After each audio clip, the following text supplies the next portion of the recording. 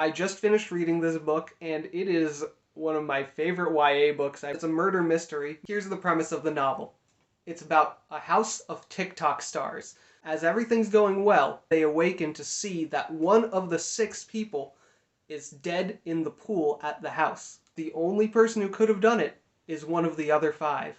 Through varied perspectives, where you get a glance into every person's way that their mind works and what they've been up to and what their motives would be for committing this murder, you get taken on this whirlwind adventure as you try to figure out which of these people whose perspectives you're seeing through have committed this crime. It's a non-linear timeline. So for instance, the first chapter starts 11 days after.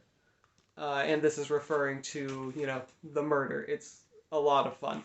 In that first chapter, it could be from like anyone's perspective, and it ends with this really fun paragraph. I think this gives a great sense of why it's such a good book. The character is getting a mugshot taken, and here's what they're thinking. But I don't get to do any of these things before my mugshot, so naturally, I look like absolute crap. And yet the picture performs better online than anything I posted in the 2 years I carefully cultivated my personal brand. In fact, this grainy image, shot on an ancient digital camera against a flat gray background under fluorescent lighting, beats my unique impression record in less than a day. Go figure.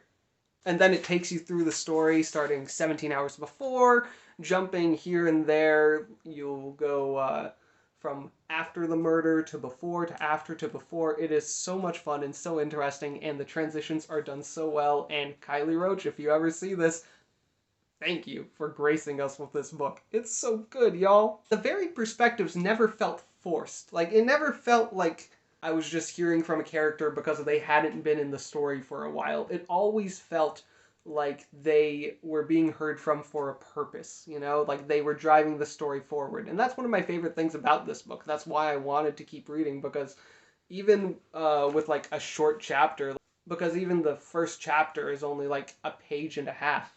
And all of the characterization felt super spot on. Every character you heard from felt like their voice was their own voice. And when the perspective changed, the voice changed too, and it was just beautifully executed. And every chapter felt like it was pushing the story forward. Oh, and it's super LGBT friendly, which I absolutely love. There's a gay character and a bi character, and I think they're both very wonderfully done. And neither of those 2 characters is my favorite, but I think that they're created in a very realistic and emotionally true way that means a lot to me. So I highly recommend this book. Such a great read. Kylie Roach, thank you very much. If you'd like more book talks, then let me know. I'd love to review more books. I read all the time, as you can see by my to-be-read pile, and if I tilt up right here, you'll see all that. Even some more books over here in the corner. Okay. And this has been day 9 of the 50 and 50 challenge. See y'all tomorrow. And if you've read the book, comment below and let me know what you thought.